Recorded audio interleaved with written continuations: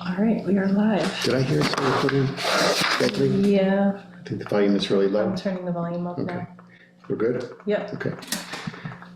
Good evening. My name is Jonathan Gale, and this is the June meeting of the Open Space Committee. It is Wednesday, June 4th, and the time is at about 5:48, 5:45. 5:45 exactly PM. We'll do introductions in a minute. If we could all please rise for the Pledge of Allegiance. Pledge allegiance to the flag of the United States of America and to the republic for which it stands, one nation, under God, indivisible, with liberty and justice for all. So first, before we even do introductions, I don't know if one of you has the disclaimer. Yeah, You could so read that. this is the regular meeting of the Dayton Open Space Committee on Wednesday, June 4th at 5:45 PM. This meeting is in person and being broadcast live over Zoom. Participants can join with the meeting ID 884-7966-6280, passcode 749890, or you can also call in by phone 309-205-3325. Thank you. I'm going to start with introductions, and my name is Jonathan Gale, and I am the chairperson of the Open Space Committee. Danica Belknap, clerk. Good evening, Leonard Hull. Member. And we have, well, I guess we have a representative from Serpent here today. Do you want to introduce? You want to yourself? identify yourself? Sure. Michelle Taylor, I'm the Assistant Director of Environmental Planning at Serpent. Thank you. And I was going to say, we have someone on Zoom, but it's just you joining, Michelle. So we don't have anyone else on Zoom right now. Okay. And the first item is, other than that? Yes, the first item is set our next meeting date, Wednesday, July 2nd at 5:45 PM. That works for me. I will be leaving on the 5th of July, actually, to go out west for a month, so that will work for me, or Okay. almost a month. Okay, that works for me too. Mr. Hull, does that work for you? Yes. Okay. Sounds good. Chairman's address. So 5 minutes ago, NPR, try again. I don't have a big address. I've had different problems, as both of you certainly know, getting people to agree to want to put together a meeting for the cleanup, and I'll get to that in a minute. I can segue to that now, so we don't go to it later, because it's going to be very short, if it's okay with the two of you. Or we can wait.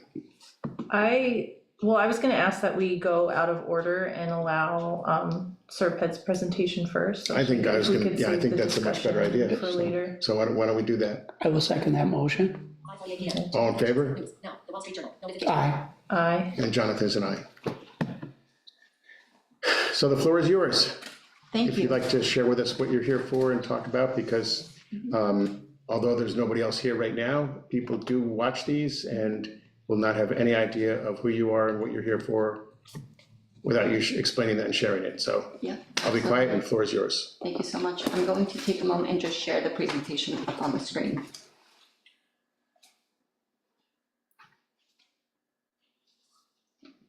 So thank you everyone here. For those watching, my name is Michelle Tinger. I'm the Assistant Director of Environmental Planning over at Serpent. I'm here to discuss Dayton's Conservation Subdivision bylaw updates. So a while back, I believe, perhaps a year or so ago, Serpent had actually come before the Open Space Committee and preliminarily discussed what it is that you would like to see in terms of any updates with your conservation subdivision bylaws. In that time, we've done a lot of review work, which we'll cover a little further along in this presentation in order to provide you with a draft redline version of your conservation subdivision bylaw. Just to save on time, unless through the chairman, if you would like me to go through the background information, I can certainly do that. I'd like to just make sure I'm being respectful of folks' time. I know we did provide a presentation on some of the regional review. However, I would like to. I think if you okay. could go through some of the background information, Absolutely. that would be helpful. There are a lot of people who are not familiar with it, Sure. so please Yeah, do. Happy to do that. So As we see on the screen, we have, we're discussing open space designs. On the right, you see what a conventional subdivision is, and then what a conservation subdivision is. So a conservation subdivision provides flexible designs typically. It reduces the environmental footprint of development with smaller lot sizes.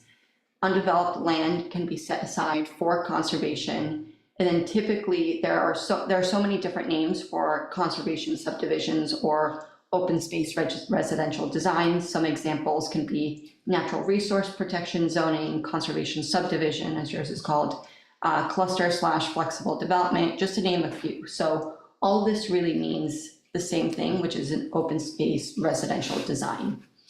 On the screen here, we show the images on the right that really allows you to visualize what the difference is between a conventional subdivision in comparison to a conservation subdivision, which ultimately looks to preserve as much open space as possible and really takes the layout of the environment into consideration first before developing anything on the space.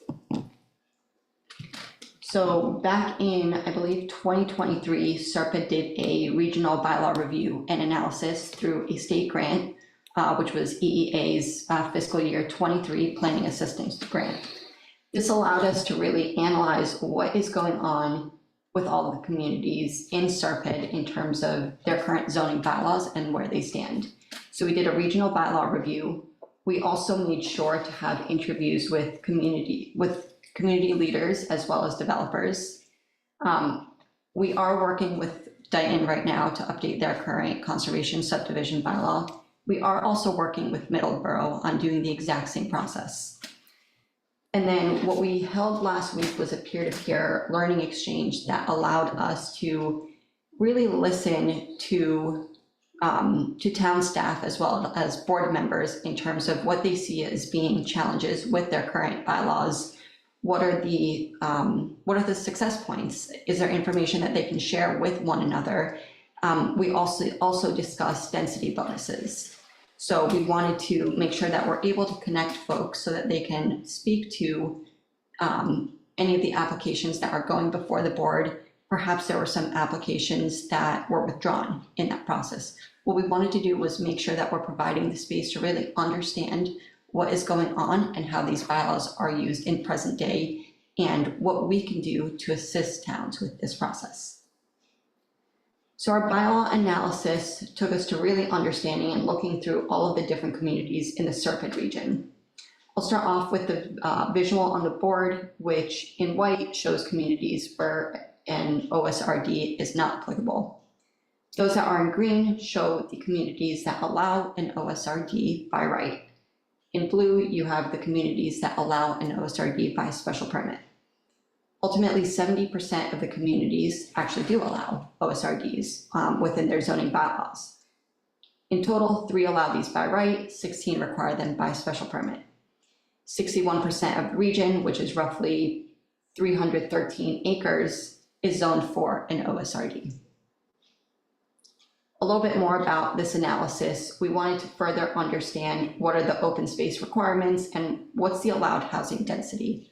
So for open space, it was roughly 20 to 50% that was allowed in the region.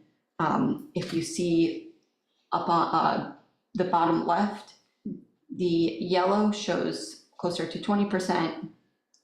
In darker orange, that's 60%. So just wanted to provide you with a visual to really see what's going on in the region ultimately. For the allowed housing lot density, around 1.09 to 22.23 units per acre are allowed within the region. Ultimately, 2,500 to 43,560 square feet minimum lot sizes are allowed.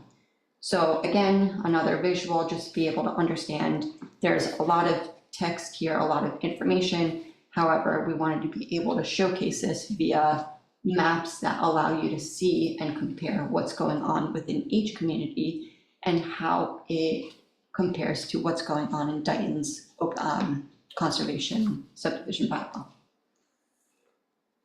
So a little bit more about the background and some of these interviews that we conducted. We wanted to show the information that we received by having completed these interviews. This included what the local utilization of OSRDs are.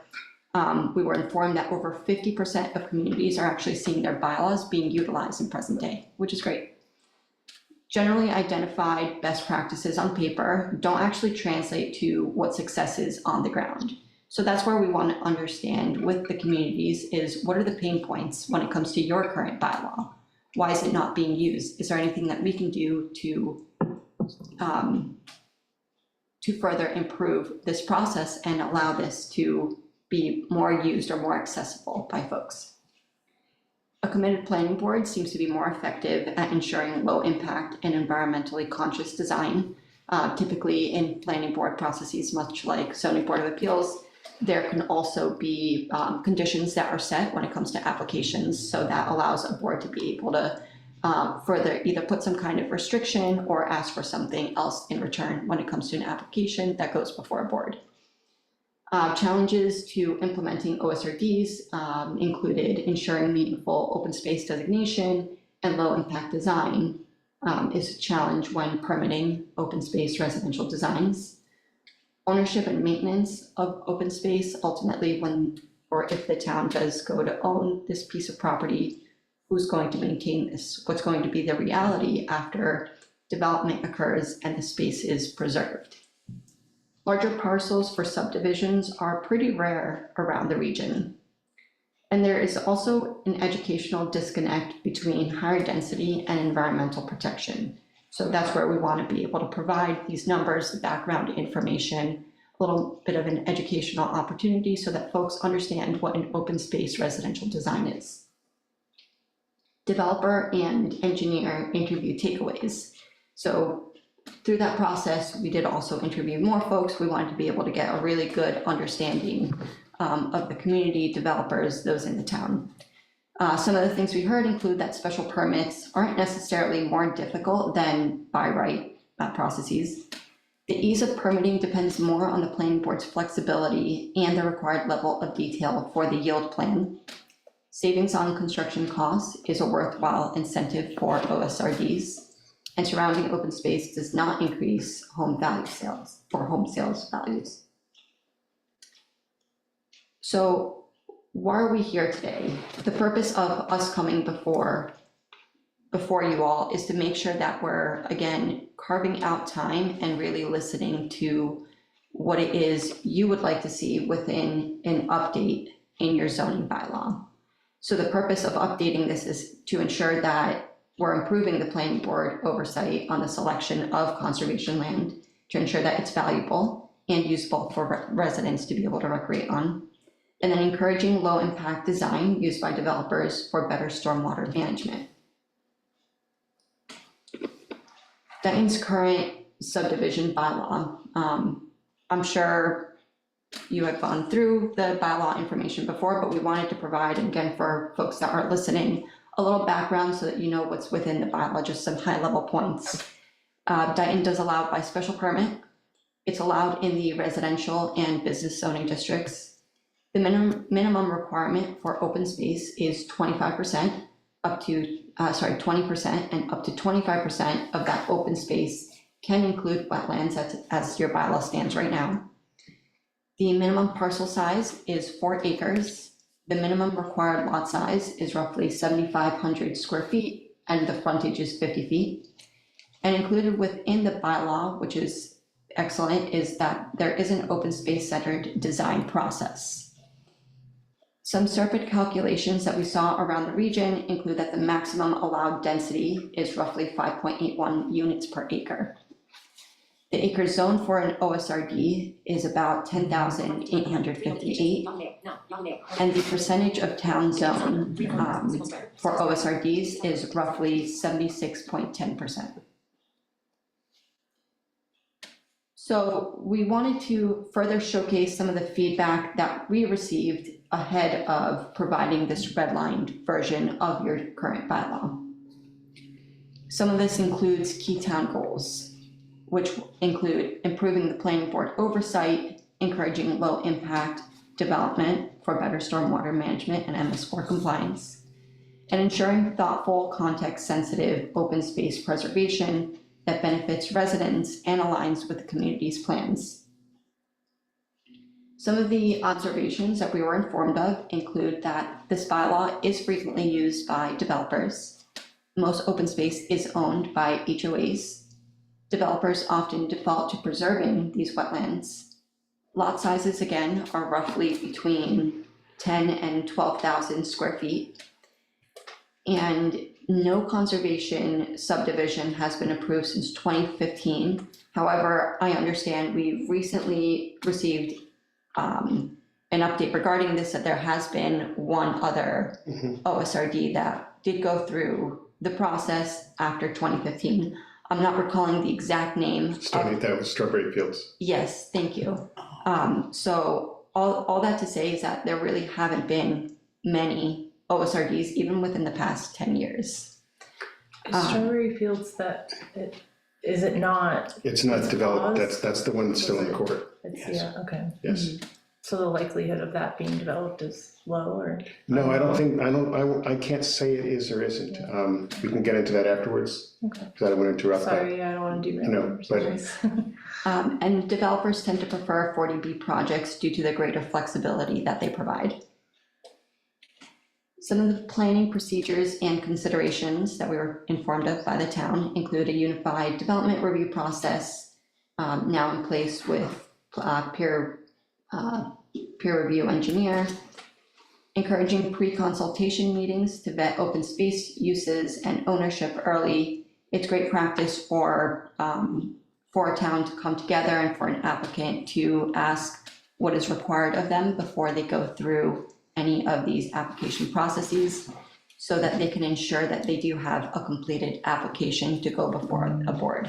It is helpful in order to streamline that process and make sure that they have everything they need in terms of the information for an appropriate decision to be made.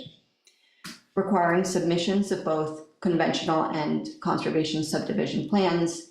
This is something that will allow anyone in the general public to understand what the impacts are in comparison to each of these different types of subdivisions.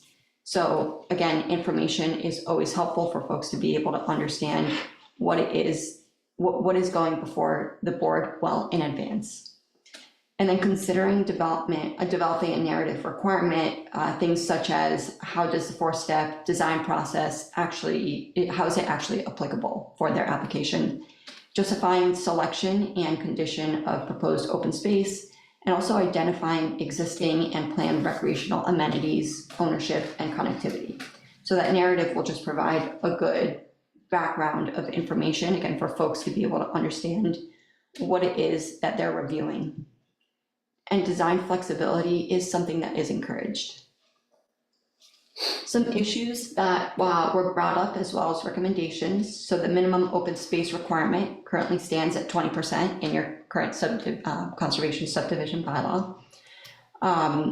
Others have supported increasing this to 40 to 50%, while some have mentioned wanting to keep this to 20%. Maximum of 25% wetlands allowance in the current open space bylaw.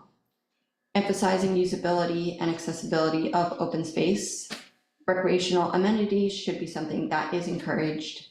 Adding language to specify types of recreational uses that are allowed or are in favor when it comes to open space. Requiring maintenance plans and enforcement mechanisms, including timelines, inspections, and penalties. Clarifying what contiguity actually means.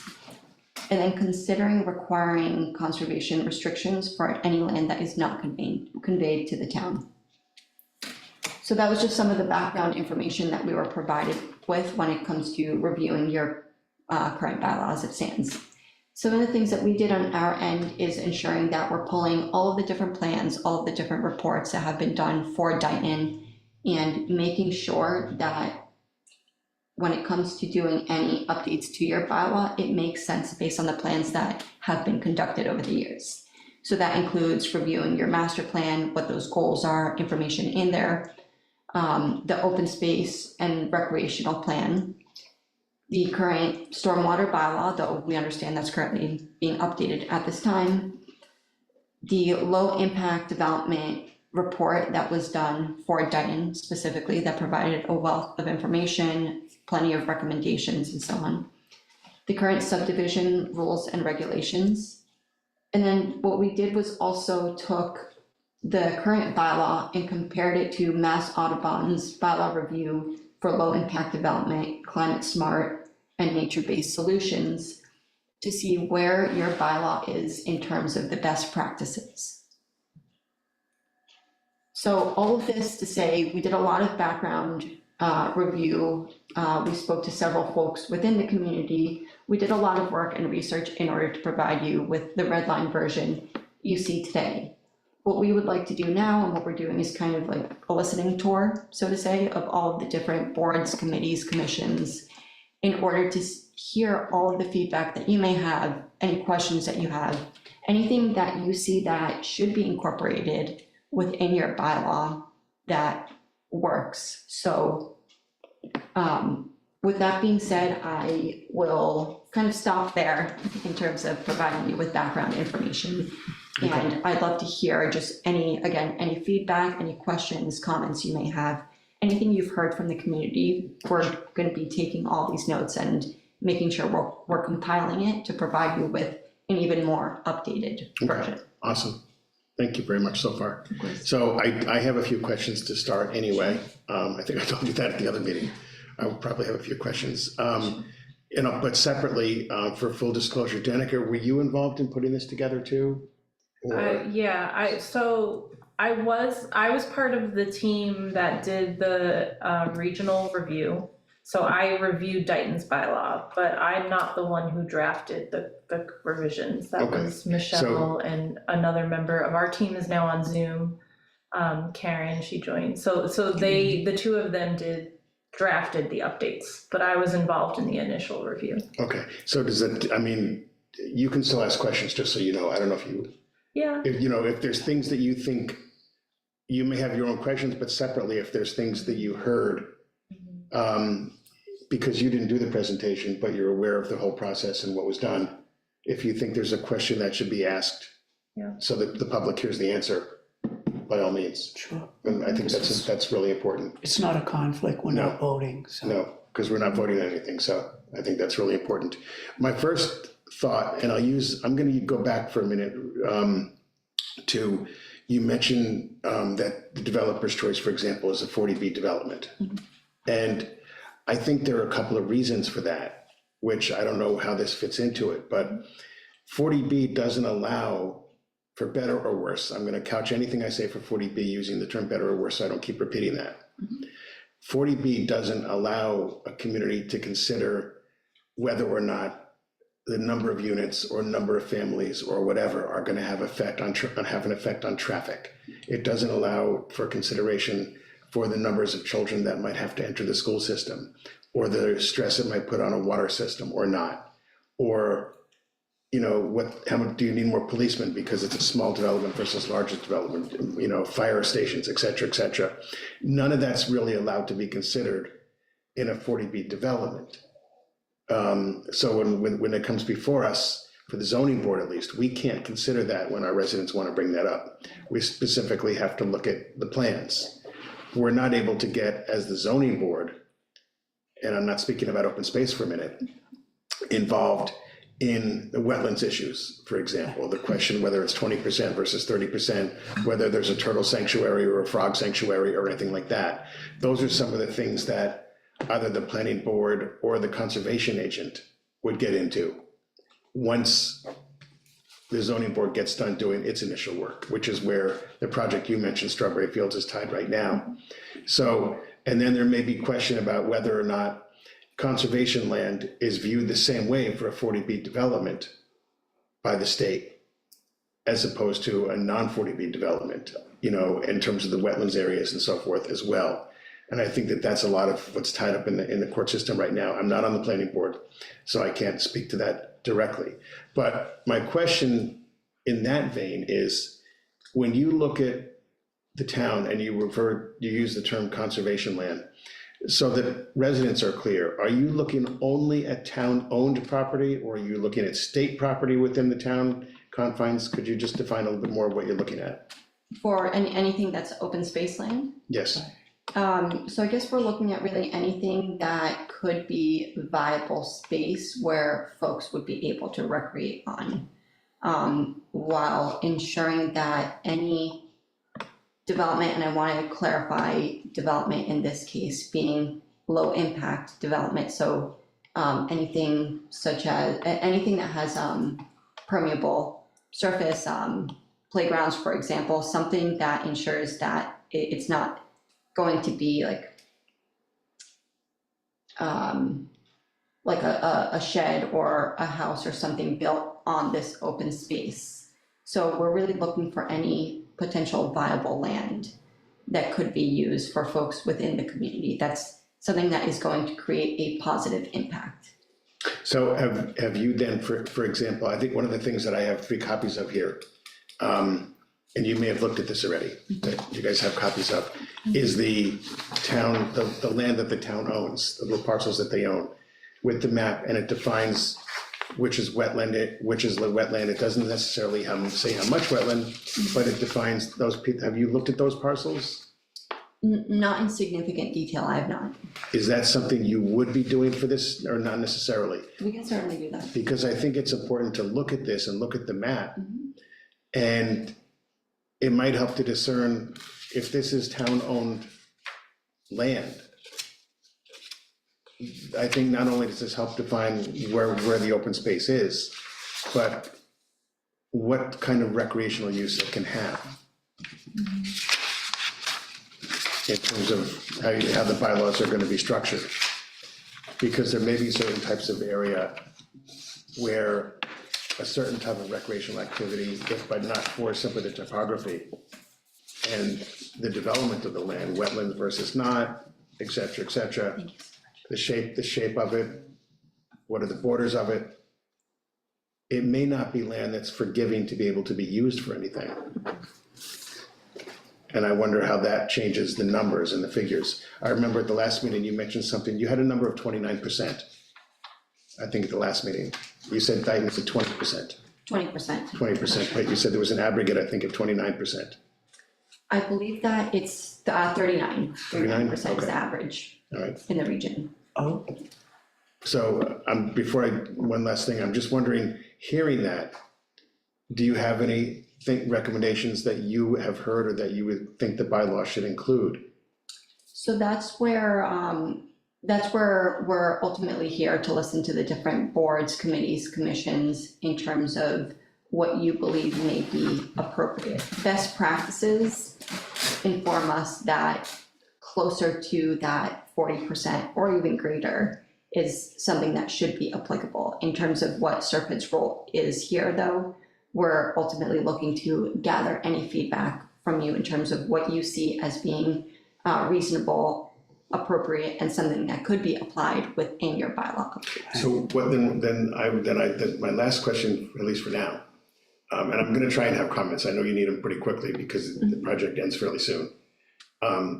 But can you give us potentially either yourself or is it Karen online? Yes.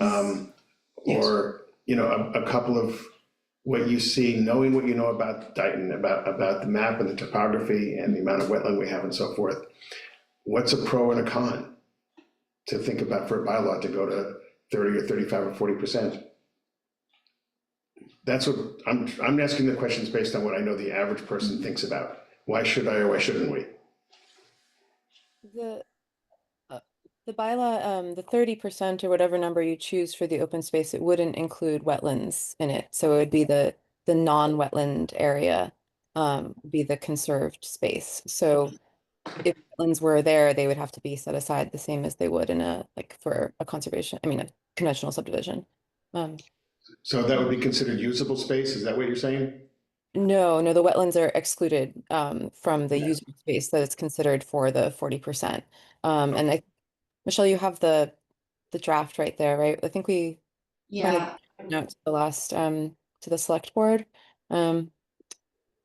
Yeah, I want to provide a little clarification on that point that the recommendation to remove wetlands as being something that is incorporated within the percentage of open space came right from the planning board as well. So that's why we incorporated that within your red line version of the bylaw. So right now, the bylaw as is allows, is it up to 20% of the open space can be wetlands? 25%. 25%? 25 Okay. Up to Twenty. 20%. And the red line version is suggesting that no wetland can be Be applicable. included in the open space, yeah, Yes, okay. because wetlands are something that is already very well protected, Right. so in trying to ensure that as much open space as possible is protected, that's where the recommendation came from. And I know, so there are concerns that subdivisions that, or parcels that have wetlands on them that might not be able to be developed as a conventional subdivision because of the presence of those wetlands. Could this bylaw allow, in that instance, like what could it, because you're allowing the houses to be on smaller lots, but we're not changing the fact that wetlands still are not considered developable land. So is there anything in this bylaw that would allow, like a percentage. parcel, yeah, like if a parcel had wetlands that couldn't be developed under conventional subdivisions, there's nothing that would allow that bylaw to be developed under this one, right? Because the assumption of how many lots could go into a conservation subdivision is still based on the number of lots, like the yield plan that would determine in a normal subdivision, Mhm. right? Is that right? Yeah, There's correct. nothing like that is changing. No, Or does this plan take into account if there is a subdivision similarly to what Danica was just mentioning, and there are usable buildable lots, how close that lot has to be or shouldn't be to what's defined as wetland? so that's something we can certainly make very explicit, if that's something that you recommend in doing. I do, It's because bylaw. I'm thinking, I'm putting on a different hat for a minute here, besides just open space. I'm putting on my ZBA hat, I'm putting on my 40B committee hat that I've been involved in and looking at the survey plans before and various things I've been involved in. And what I'm thinking about is that with the open space we have, one of the things that may attract or detract developers is a lot of our open space right now is consumed by a certain X percentage of wetlands, depending upon the parcel. And right now, I'll use Strawberry Fields as an example. Part of the issue is that there are wetlands that may come literally up to somebody's property, or may go onto the edge of that 16,000 square foot parcel for 1,300 feet on a corner. So then it becomes a question of how far away do you build the structure? And whether or not a structure could actually be placed on the parcel because of how that wetland infringes on the structural part of the lot. And I think that has to be taken into account. Am I making sense? Yes, I'm trying to. that's completely crystal And clear. you haven't presented to the Conservation Commission yet, right? No, not yet. Yeah, so I think that would be something to like clarify with them, like how, do we need to specify, so in the conservation subdivision bylaw, I don't think there's anything that specifies like wetland buffers or I don't believe so. or anything like that. So we should talk to whatever is in the town's wetland bylaw, like you would have to abide by that, but I don't know if And that's EPA as restricted well. enough. And the EPA as well, So you yeah, have to I take think into, that's something that might be worth take into account there. talking to the conservation. I would also suggest, and I want to give the two of you a chance to ask Thank you. questions, but I would suggest in looking at that, I'd almost suggest speaking, I hate to say this, but to planning board council at this point, because the Strawberry Fields project that's tied up in the courts right now is partly based on this exact question, Conservation issues. on these specific conservation issues. So I think it's important not just to hear from the members what they want, but maybe to speak to the council simply because that may determine where this is gonna go in terms of how this is ultimately gonna be written. Just a thought. Yeah, thank you. Really appreciate that. Go Mr. ahead, Chairman, I have a few questions. go for it. Sorry, Ben. In a community that is struggling with development, schools that are becoming overcrowded, there needs to be a strategy developed as to what direction this town is going to go in the area of growth. And one way to control growth, as I look at this, 20% of the land set aside for open space, the more land that is set aside for open space, the less houses are built in that conservation subdivision. Is that correct? So that's where this density bonus conversation kind of comes into place. So if that's something that the town would like to see, which we did provide an example of a density bonus somewhere towards the end of the bylaw on page 10, which breaks things down by a bonus point criteria. So this is something that was taken from Rochester's bylaw. And instead of having it just be language like a sea of text, essentially paragraph after paragraph, we made it a chart so it's a little more easily, it's a little easier to read. But it can vary based on if the town does not want to see a density bonus as part of this bylaw, hypothetically, yes, if you increase that open space percentage, you will see, you can potentially see less development. However, if you go the route of the density bonus, you can see both open space or a greater amount of open space being preserved while also allowing for a greater amount of housing to be developed. Has there been any discussion in your meetings with any of the boards about density bonuses? Not outside of the realm of providing this specific red line version of the bylaw. I believe somewhere through conversations, and I would have to go back to the notes to get specifically where or when this came from, there was a mention of incorporating a density bonus portion in this bylaw. Thank you. Now, the second question, you mentioned recreational designation. In the towns that you've worked with, who designates that? Is that, beside the bylaw, is that Park and Rec or is that Planning Board? So what type, are you asking the type of We don't recreation have that we a use? recreational designation, correct? In Dayton. I don't believe so, Correct. no. So with that being said, if one were to be developed, who would lead that, Planning Board or Recreation? Or from your experience, in the towns that you've worked with that do have a recreation designation, who led the planning and creation of that?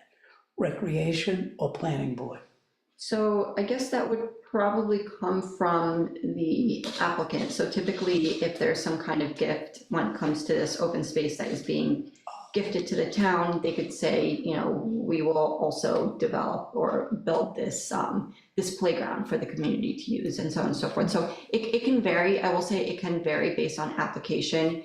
It just ultimately goes back to the boards and what it is that they're either requesting, what it is that they're conditioning, et cetera.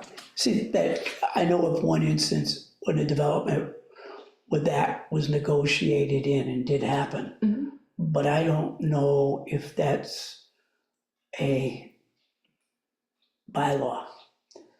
I think it was just part of an agreement that Yes. to get an additional lot in. That gets a little tricky in my judgment, because if you do for one, you should do for all. Or it's discrimination.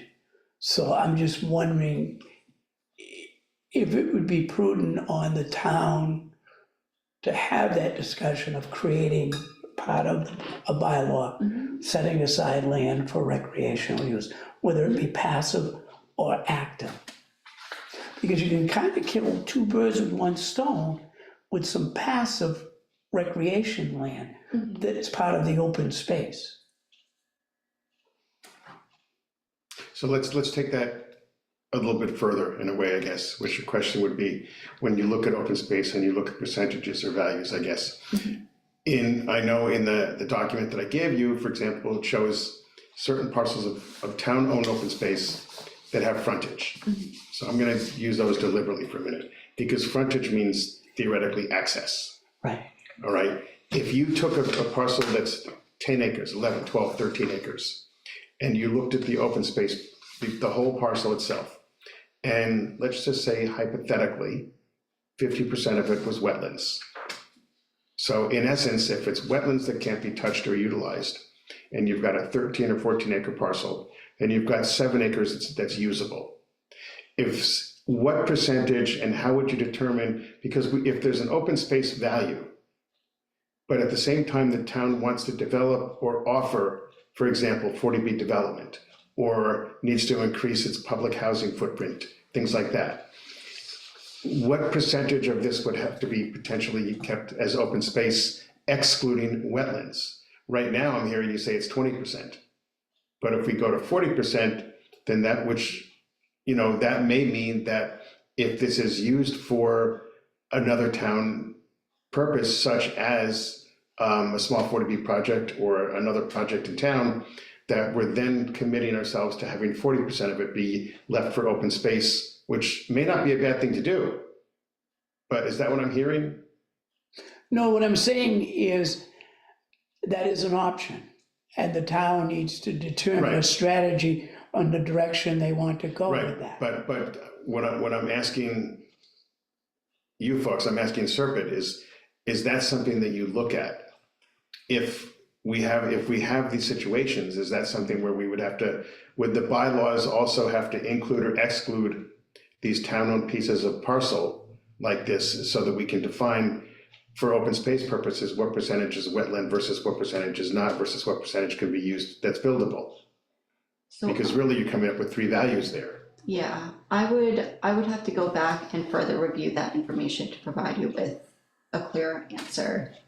If I'm not making sense, tell me, But because, the bylaw, so Yeah. I don't know if I'm understanding, to be honest, but because the bylaw, it doesn't specify like ownership of land. Like the bylaw No. applies to subdivision development, but the town's not gonna like put a subdivision on town open space land. Like it really applies to like privately owned Yeah. land that a developer would decide to develop. but I guess I'm saying, how does this apply? I'm seeing this that can go 2 ways. I'm seeing one is the private piece of land that the developer wants to develop. But I'm also seeing that if the town has parcels of land that they need to develop to some extent, because there has to be a certain amount of other types of growth. We can't necessarily say that there are large parcels of land for 40B developers or other developers to come in and build 100, 150, 175, 200 units of whatever type of housing. So we may ultimately have to look at some of the smaller parcels of land that the town owns and either lease it out or sell it out to be developed, or the town may have to look at some kind of a trust that allows it to develop, some kind of a housing process, a development process. So to me, the zoning regulations have to include this type of land as well as the private developed land. I mean, it would apply to any development, Right. regardless of the That's how I owner. see it. So it would apply equally, right? It Yeah, should, but that would have to yeah. be defined. I think that would have to be clear. So you just want to see specific language to that point? Yeah, I think Karen was gonna, Oh, no, it's okay. I mean, I think, what this bylaw does is it essentially, like, it wouldn't change the number of houses, like Michelle said, without a density bonus. But what it allows is for developers to choose a route where whatever land they're looking at, they can preserve more of the open space by reducing the setbacks that would usually be required so that the houses are more clustered together.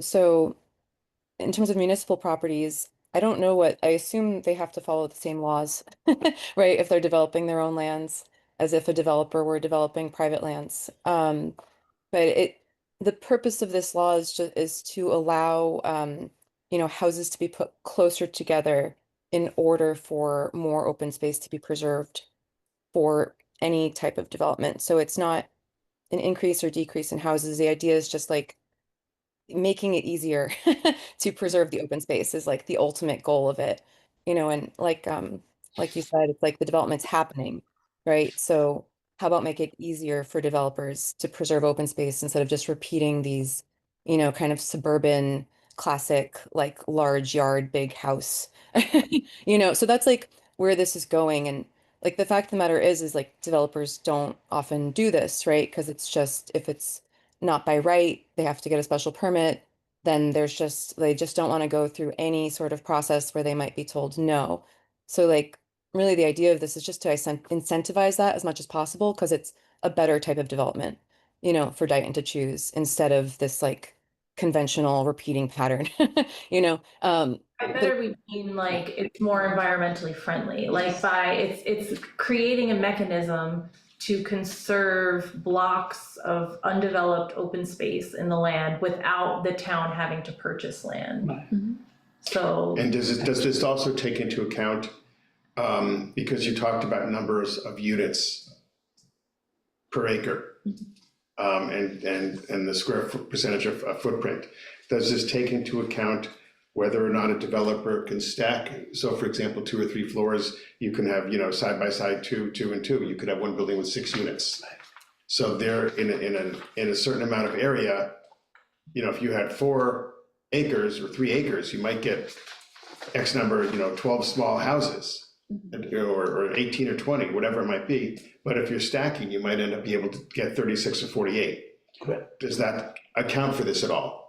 So you wouldn't be putting in any more units. So it's like if there were to be 8 units on the property in the first place in a conventional subdivision, there would still be 8 units in this one. So it's not an addition to like the number of families or anything like that.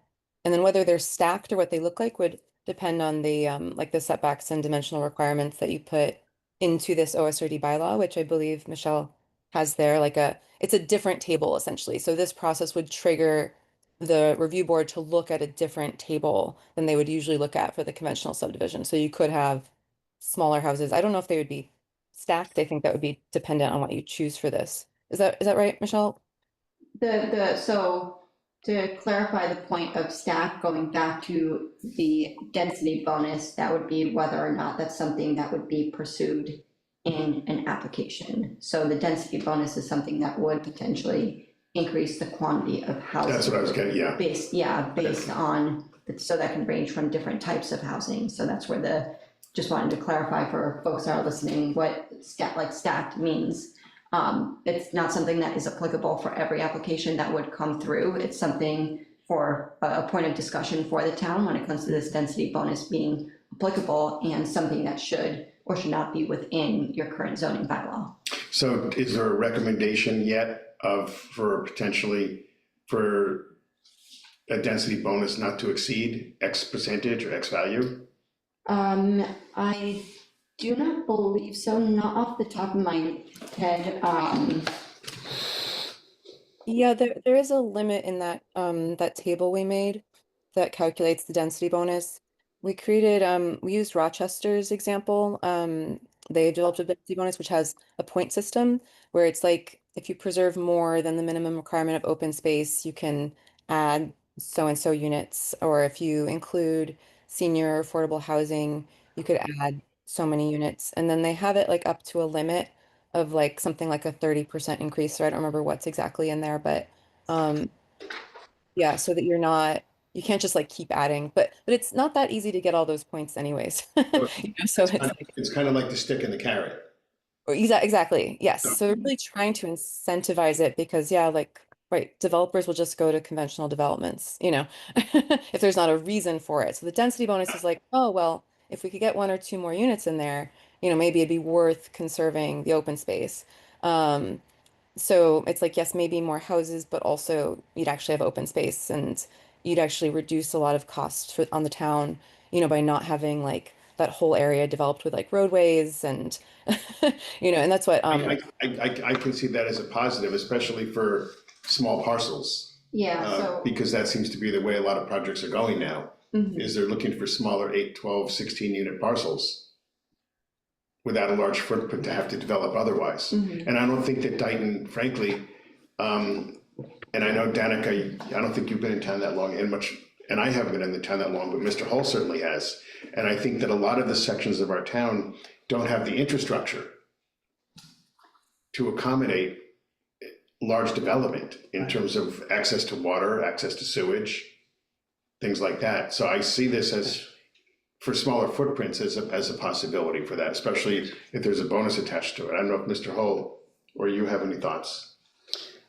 One, especially in South Dayton, the infrastructure to support a large development isn't there.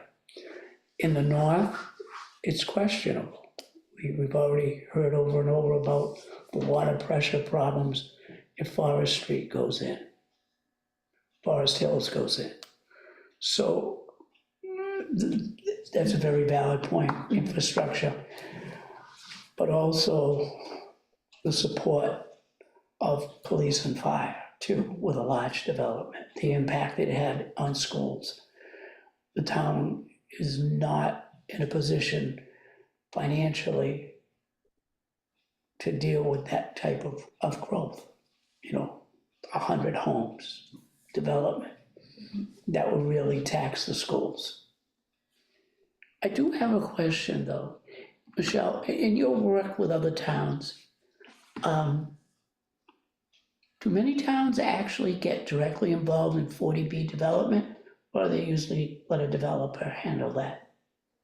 Private sale, development? That is something I would have to go back to our comprehensive team at Serpent, because they typically are the ones that see more of that type of development. I don't actually have those numbers offhand, but I can certainly follow up with that information. Because the other problem Dayton has is to manage something like that would take staff that Dayton doesn't or can't afford to have right now. I think Danica had a comment too. Yeah, well, I just wanted you to see if you could repeat your question. I was writing something down and I missed what you. My question was, Michelle, based on your work with other communities, how many towns actually get directly involved in 40B development? Or do they just create a sale and let the developer work with the various boards, planning board, building, conservation? You know what, I'm gonna answer that for you, actually, because I've been involved with different towns in the work that I do separately with 40B development a little bit. And there are some towns where developers have owned a piece of land for many, many, many years, as they often do, or it's in a trust for the developer. And there's not a lot to get involved in, with the exception of the fact that the developer has to start with the zoning board and then work their way through the different boards in town to get everything approved and do the covenants and so forth, and go through the entire process. There's a lot that towns are not allowed to get involved in with 40Bs, or can't say no to like they might for another development. They can say notice to Forest Hills for certain things, but they can't say no to Strawberry Fields for the same things because of that. Having said that, the state requires that towns have a percentage of 10% for affordable housing. And this is getting away from why we're here, but when you have towns like ours, where there's other development going on, I'll use Hunter Hill as an example, where there's another 100 homes being built right now. That's not a 40B project. When we don't build 40B projects, even with small footprint projects, like what we could be talking about now, with a bonus, for example, then the numbers go backwards. We're going away from the 10%. We were only at about 5% a few years ago. We're probably below 4%, maybe 3% at this point, because we're getting away from the 40B requirement for affordable housing. And that can be couched in different ways. Doesn't necessarily have to be ownership, but we're going south, we're not going north. So a lot of towns do have 40B committees. or projects where they're looking to attract 40B developers to come in. In some cases, large footprints, in some cases, small footprints, but they're looking to attract. And they actually openly, you know, they go to different meetings and they're looking to bring developers in, and they'll say, we have this piece of land. Or if you have a piece of land, we want to work with you to develop it. So, Can I say a couple things about the density bonuses? Or were you done with yours? yeah, go ahead. Okay. So what you were just saying, you could write that, so the density bonuses are very customizable, like you could say what you want to provide points for, and one of the options is you could allow a density bonus for affordable units, which could help the town to get to that 10% goal, so then it gives you that power to turn away 40B developments, so like that's an option.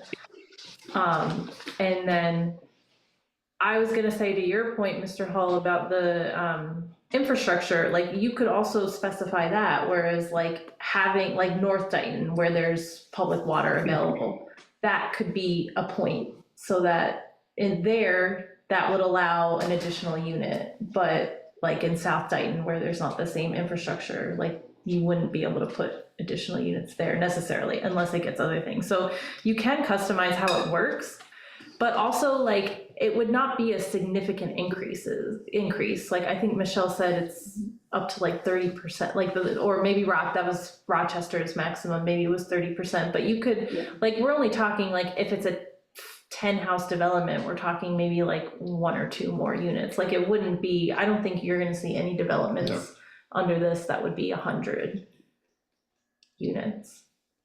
So those are my comments. And then I did have a question, Michelle and Karen, in any of the other meetings that you've had with other committees about density bonuses, did the other committees say whether they were interested or not interested in including the density bonuses?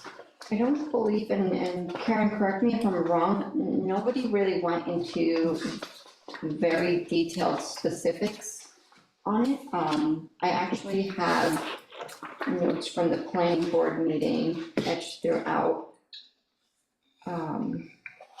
There wasn't anything specific to density bonus. A lot of the conversation, and some of it could potentially have stemmed from the timing, is providing comments and feedback via email, but nothing specifically called out the density bonus in like not being in favor of it. Well, let me just ask a little bit, Yeah. one more question about the density bonus. We seem to all be talking about this. Could you define in the bylaw that a density bonus of X percentage could be offered on a parcel, for example, that has 4 acres, but not to exceed 8 acres?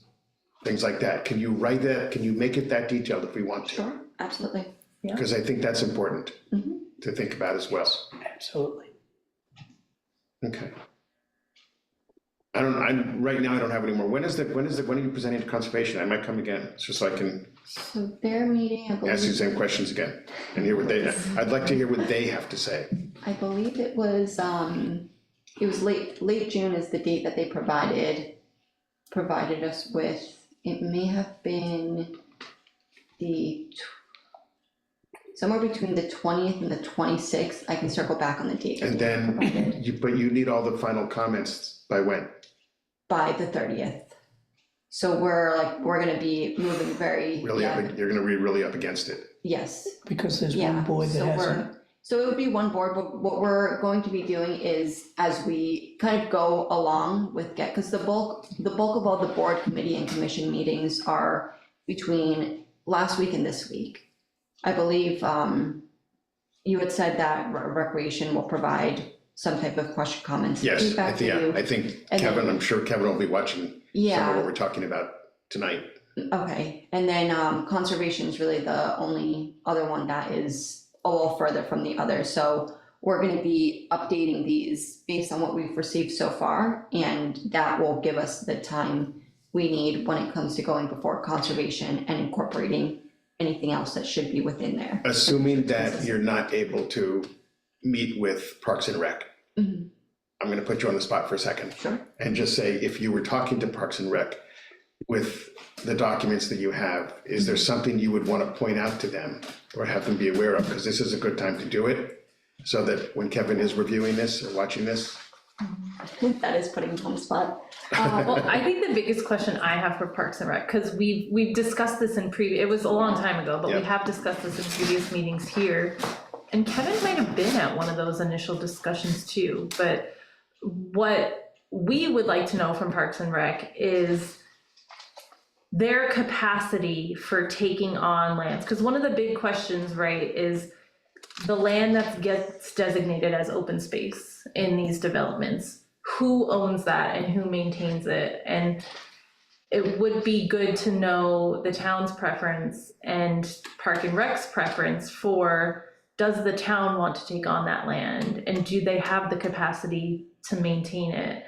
And if the developer puts amenities on it, like one of the things that the town has said is that, and like we want to see the land be usable to the town, like if it can provide usable open space, whether that's like hiking trails or like a playground, that would be great, but then can Parks and Rec take on the maintenance of that? So that, I think that's something that I want to hear from Parks and Rec. I don't know if you guys have other questions. And in light of what you just said, and Mr. Gale has lived with this quite a bit, both in his direct involvement with an HOA and being on the ZBA, and some of the problems that he has come aware of with existing HOAs.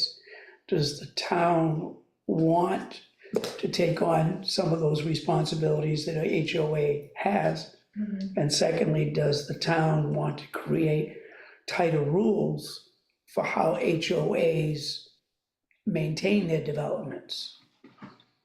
I think I'm gonna answer that by saying that's probably a completely separate question, because if you already have HOAs in place, you have covenants that the town has already agreed to on who's responsible for what, and who maintains the open space, who maintains the roadways, or who maintains the, you know, who's responsible for the water area in it, the wetlands are in those areas, things like that. Is Those that, things are already done, and I think if you've got covenants already for HOA that are already currently existing and fully operational and have been turned over to residents, that's a whole different slippery slope. I don't think that that would be part of this. is that a case-by-case decision on those terms of HOA? To some extent they are, to some extent they're driven by what the state requirements are. It's not, there's no one easy answer. So in the case of recreational issues, the town could create some stipulations going forward if they chose to? For new development, Right, but not, so for example, if an HOA has open space, if there's open space with the HOA, and it's gonna be, it could be defined as public space. And if it's gonna be public space, then the question would be, which would have to be written into covenants, who's gonna maintain that public space? Is it gonna be HOA through HOA fees? Is it gonna be the town? Is it gonna be a combination of, and then who's gonna supervise it? Who's gonna be the authority figure, so to speak, to ensure that it's maintained that basis? So yes, it can be a combination of, but that has to be built into the covenants. that's planning board or ZBA? It would start with ZBA. Okay, thank you. And to that point of maintenance would certainly be, I think, the main topic that I would be interested in terms of going back to resources are always spread out so thinly, so even if the town does take on the ownership of land, who's going to maintain this, is it gonna be adequately maintained, et cetera. That's where things such as setting conditions or even having something codified in a zoning bylaw may be beneficial in terms of providing some type of fee, some type of development fee, Okay. so to say. Where in order to, as part of the application process for someone to develop in said land, the town will take on or will take X fee for X amount of years in order to maintain this land so that they can hire a third party. So that helps with resources that are often spread very thinly in town. it further helps to ensure that this is something that is something that's appropriate to use for the community in terms of, is it safe? Is it, that's always a major component, but that's something that communities may take into consideration is, does the onus really need to fall on the town specifically, or is there something that can be incorporated in the application process or conditions? Okay. Before I let you go, and thank you, you guys have answered some great questions. I don't know if the questions are great, but the answers are great. What do you need from us beyond what you've gotten tonight? Is the things that we've discussed or asked enough for the feedback that you hear from us? Or are you looking for specific recommendations or what? Because technically, we do not meet again until July.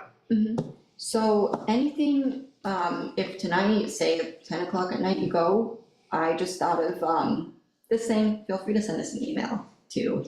I don't want any of the members of any of the boards, committees and commissions to feel like once we attend these meetings, that was kind of it. You can't provide us with any other comments, feedback, questions.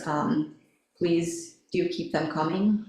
It does allow us to have a better understanding of what it is you would like to see when it comes to further refining this red line version of the bylaw. So is the red line version of the bylaw, do we know if it's available on the town's website right now?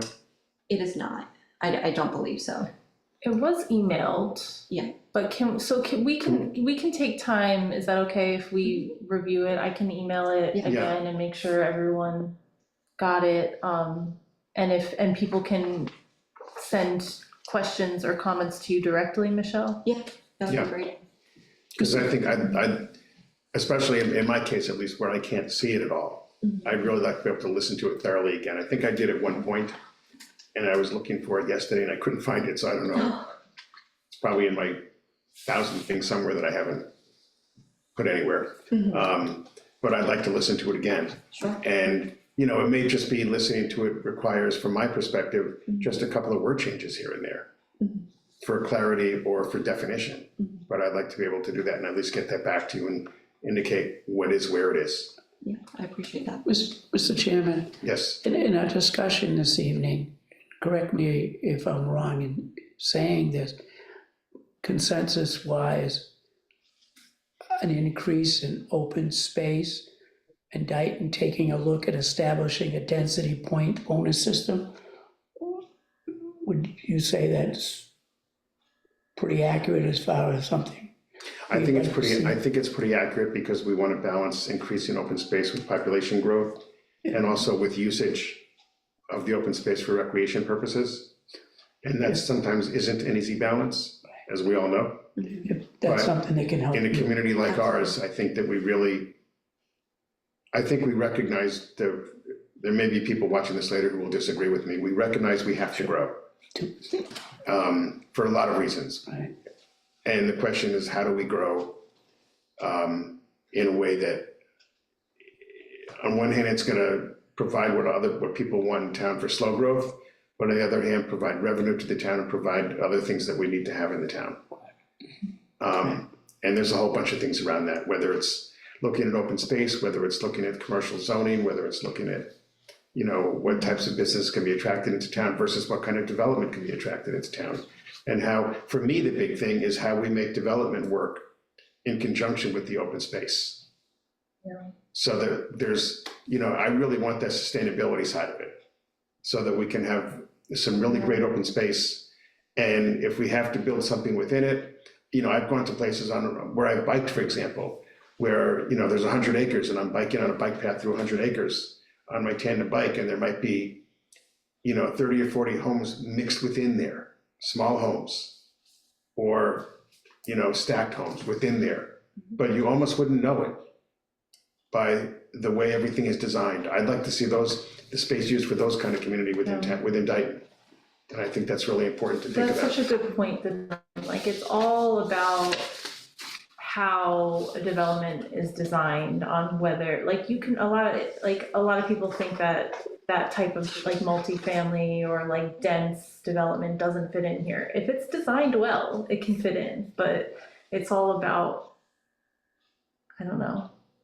You can still have design development and have bike paths going through the, I'm gonna say, the backyards, you know, and walking trails and things like that, without it being, without the units feeling like they're infringed on, but yet it's open space that's available to anyone in the community to use, not just exclusive to the, you know, X number of units that you have there. Yeah, well, yeah, that's a question too. So I think that's something that should be looked at too. Did anybody have any other questions, or Okay, Michelle, do you have any thoughts, or Karen, do you have any more thoughts? And thank you for being on Zoom.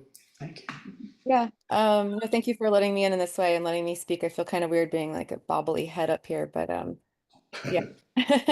I mean, basically it's like my thoughts around all this. It's like the development's happening, you know, is the sad thing. And like, and so it's just like how, yeah, it's like we had a density bonus workshop last week where we had representatives from 5 different towns there talking about really just how do they incentivize, you know, developers to do this alternative form of development, you know? So it's like, I don't know, that's just what's on my brain hearing all of this. It's like, because the towns only have so much power actually, right? Because the conventional developments are by right, like a lot of the time, you know, unless they're, you know, they have to ask. But I guess I'm just, I'm thinking about this bylaw and like, yeah, like how do we make it exciting for developers also somehow, you know, or like, and that's just something we were talking about in our last conversation while preserving and like making the developers give back to the town as they are doing what they're doing. You know, it seems to be sort of like something in this. And I like what Michelle was saying about like starting a fund for the open space or something like that. We haven't really built that into the bylaw, but I think, you know, that's a good point, because we've had, I'm gonna use Strawberry Fields as an example, even though it hasn't had a shovel in the ground yet. One of the things that we built into it, because the developer really wanted to build, and we had a need to have more open space in town for recreational purposes. So we had built into that agreement through the zoning board, a process where the developer would contribute X amount of thousands of dollars towards a playground. Okay. And whether it was gonna be on that site, or it was gonna be used for, let's just say, the playground almost next door to where we are now, hadn't yet been determined, but that the contribution was gonna be X amount of dollars towards it.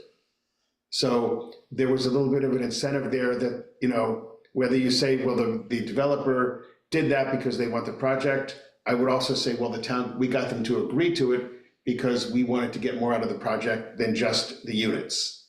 And we wanted to be able to preserve some more open space. So, you know, there's something to that. I'm just curious, before you go, because of what you mentioned, are you seeing that they're finding in general, and I think this is important for consideration, are there more developers now that are willing to look at developing smaller spaces, especially if they can stack or have bonus units? Are you hearing about that? I don't know enough of the details, but I mean, as land becomes less available, you know, in like a 495 belt, we're in the like sprawl curtain here, essentially. I think like, and if that's allowed, as long as they can get the units in and get essentially the same amount of money at the end, you know, it is like, yes, you know, I think they will become popular. And yeah, Michelle, have you, I don't know, heard anything around that? There's typically a bottom dollar. I've often heard developers will kind of want to meet to ensure that the development is something that does benefit them monetarily. So that's just another a point, just to say that it can vary from town to town depending on, again, like the application, what is in it for the developer, which is usually something that's tied into the funding. But I would need to go back to our comp team and like ask if there's anything that they've heard just in regards to that, what is really enticing developers specifically.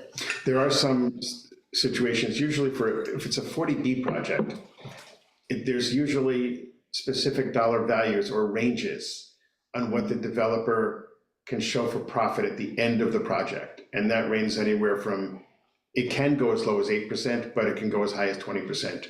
The average is around 10 or 12% in terms of a total profit value.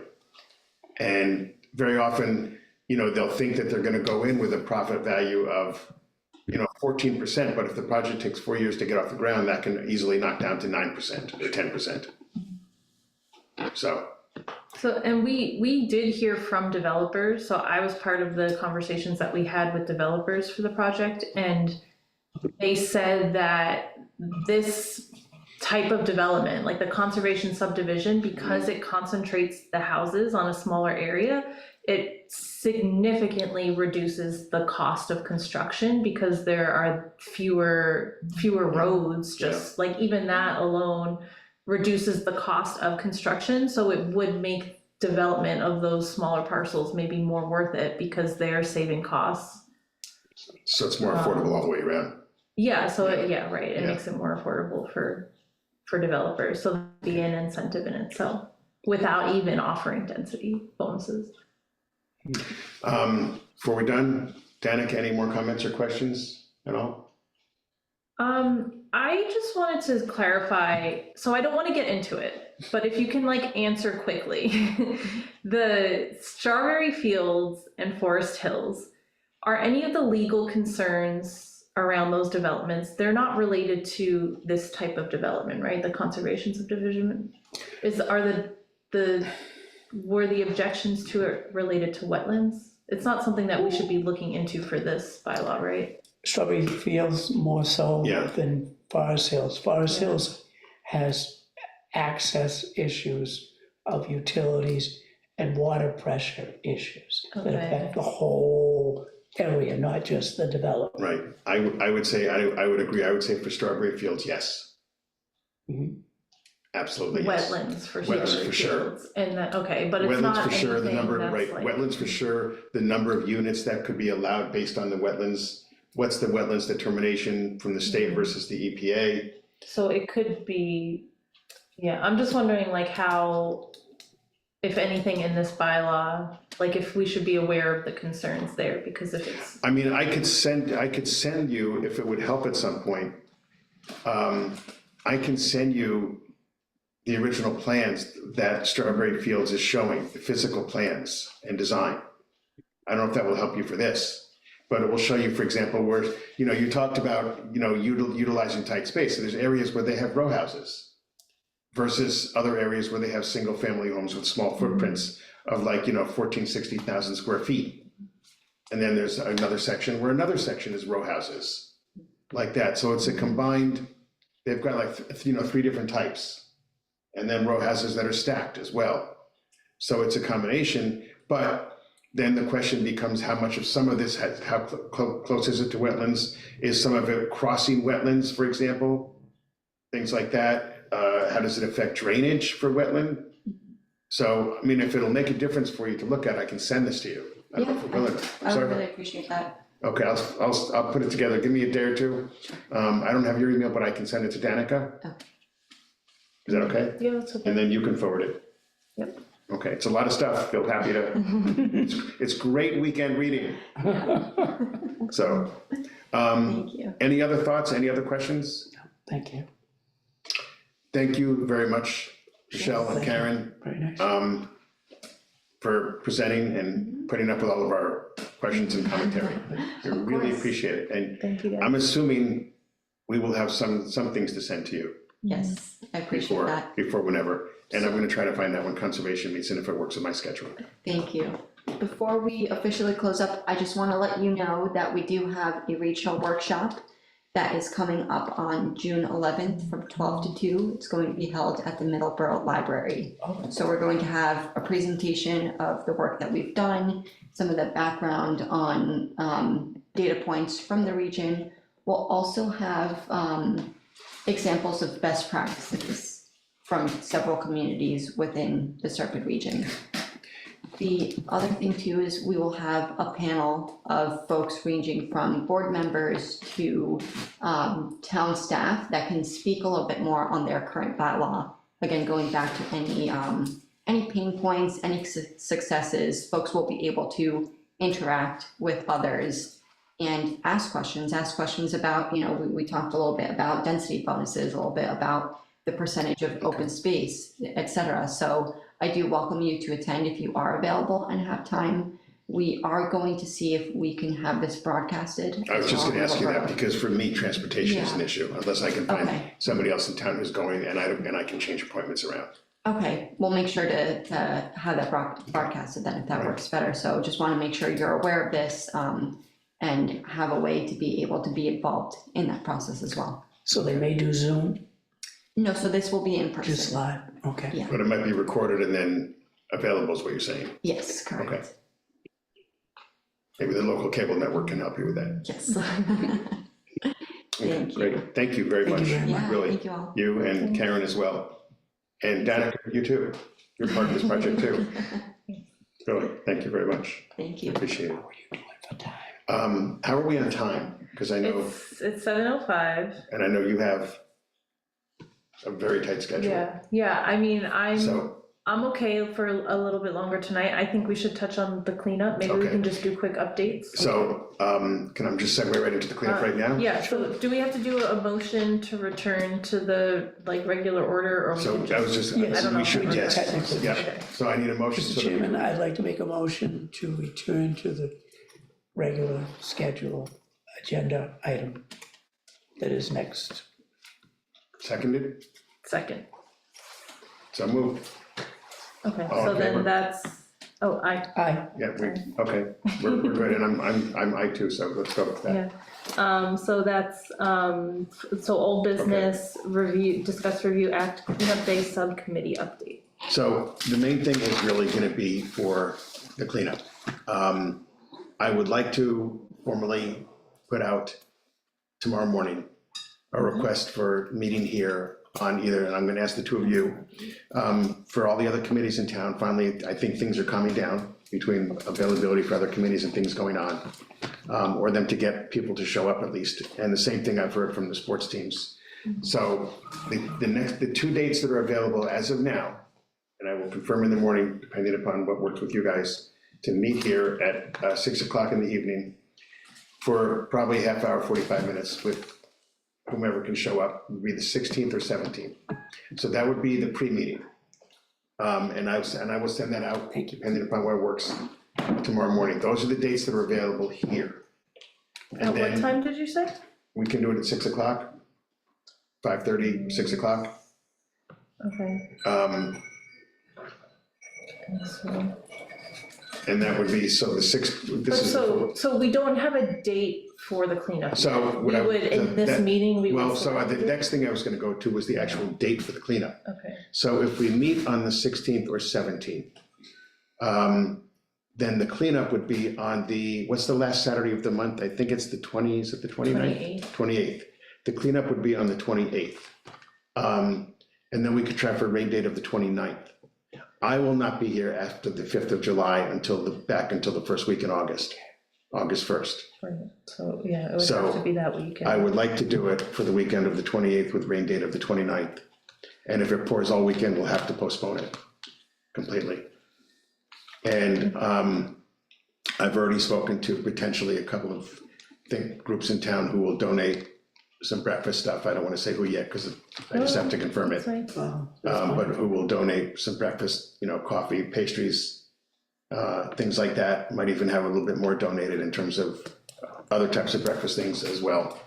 And I've asked them if they can do it potentially for up to 50 people, and they said yes. Okay, Who knows how many we would get, but, and I think, we've talked a little bit about the areas that we would want to clean up. We've got 4 or 5 areas in town, and I can send those out to you to look at again. And I've had a couple requests for other areas as well. So depending upon how many people show up and how many volunteers they can all bring to the table, we can say, okay, we're gonna start with these 3 or these 4. And if we get enough volunteers showing up that day, we'll add 1 or 2 more. And the goal would be to tell everybody, this is what we're doing, this is what we need you for, this is where we're gonna go. Do you have a certain area you wanna focus on or not? Or can we assign you areas? I can order a couple of boxes of surgical gloves. They're very inexpensive. And I can pick up the cost for that, or I can find somebody who will donate them to get a couple boxes of surgical gloves, because I think people should be wearing them. And I think that each person should have a couple of pairs, frankly, because they can rip, other things can happen. I also want to be able to connect with someone in case we need any first aid to have available, things like that. So that I can connect with our fire department and first responders just in case we need them because somebody gets hurt. You know, and bring in the police department as well for knowing where we're gonna be for purposes of patrol or any traffic mitigation that has to be done, or whether or not if we have people who are in a few areas could be along the side of a road, does the town may have orange vests people can wear or pennies they can wear. These are all the things I can put together and have for discussion and potentially available at that meeting. But I just need to know if these dates work with the two of you, either the 16th or 17th, and then the 28th and 29th is the cleanup days. Works perfect for me. Thank you. Yeah, I think any work for me. Yep. Sure. Okay, Mr. Hull, Yes, both? Yeah, do we wanna pick one, or are you gonna see Well, if- what the availability is? What I was gonna do, if both work for both of you, when I Yeah, put it out, when I write the email tonight and send it out in the morning, I'm gonna put it out there that it's gonna be majority, based on the majority response yeah, by, for example, this Sunday. It will either be the 16th or 17th. both and- work for me, yeah. Okay, and what I'm gonna do is ask every one of the committees and commissions in town to at least ask one, if not two members to come, but if as many members as possible can participate. And I'm even gonna put in there, if you happen to have a meeting scheduled on that night, could you potentially postpone your meeting so that many of you can attend? Have you looked at the town calendar yet? I have. Yeah, I don't see that there's that much going on. okay. So I think, you know, I mean, if the 16th is what, it's a Tuesday? Monday, it's a Monday and Okay, Tuesday. right, so we're not conflicting, for example, with selectmen's meeting on Wednesday, right. you know, and there's usually not as much going on Mondays and Tuesdays, it's usually Wednesdays and Thursdays that there's more going on, not all the time. But also for the purposes of getting other people to try to get the sports teams to send people, or the leagues to send people, to get a few other folks in town as well. We have other people who have just simply said, I have 6 people who so far have just sent me emails that said, I want to volunteer, that have nothing to do with any committees in town. About Boy Scouts and Girl Scouts? Yeah, same thing, I'm reaching out to all these folks. Okay, So, you know, I'd like to have the scout leaders come, and then maybe we can get, you know, Girl Scouts that wanted to do something and they haven't been able to because of the rain. So they've had to postpone several times, things like that. You know, maybe I'd love to get Boy Scouts, Girl Scouts, even Cub Scouts, and we can give, depending upon Boy Scouts, Girl Scouts, or Cub Scouts, we can give Cub Scouts, for example, an area that's not too dense into the bushes or woods where they could get hurt.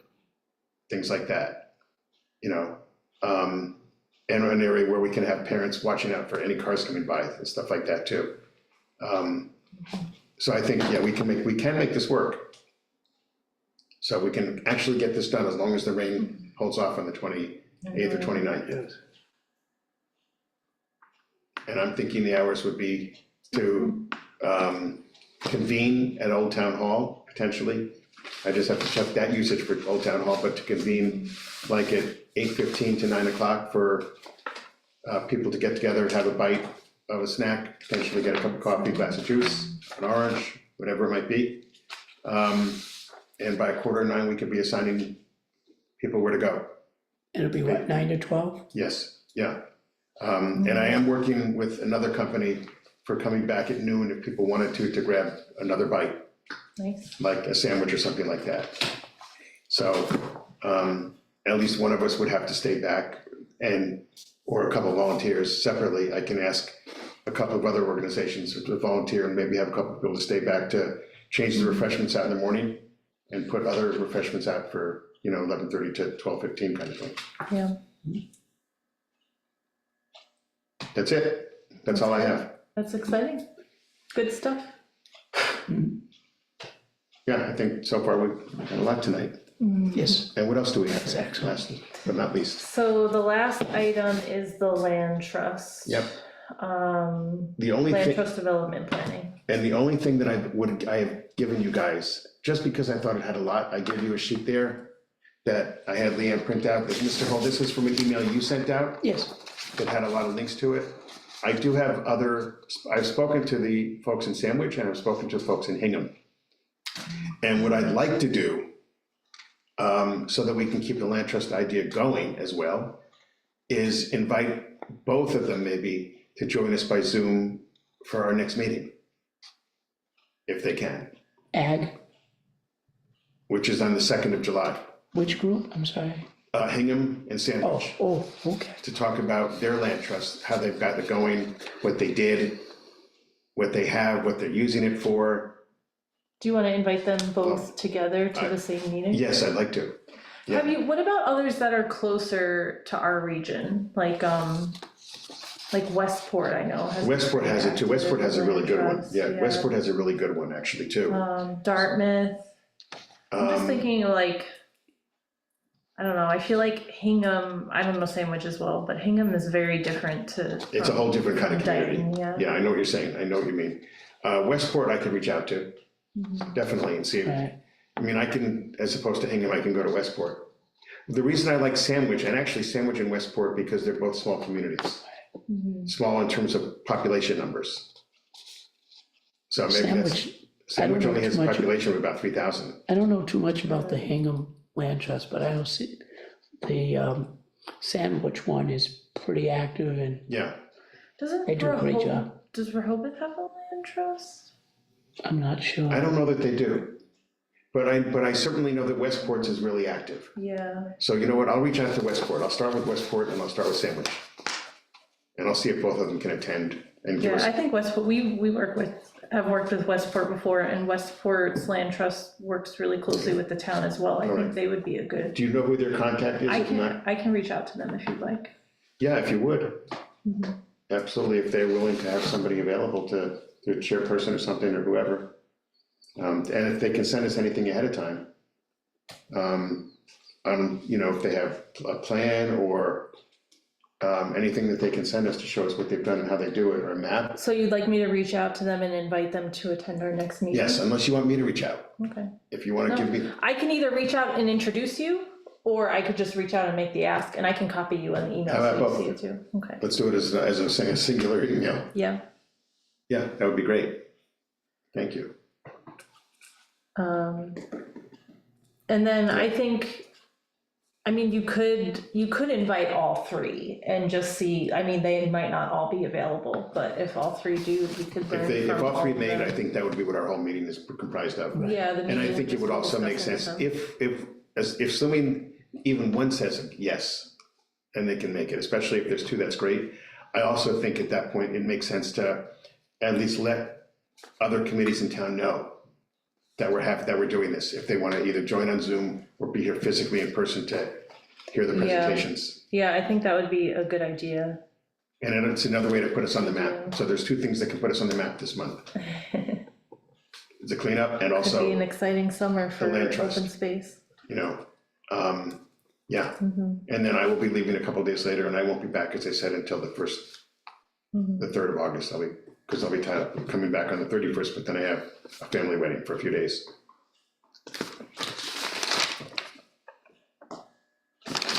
And even if we don't meet we could meet in August, but even if we didn't, this would be two things that are a really nice way to end our year, so to speak. So that's all I have. And then we have minutes or public input. We have nobody.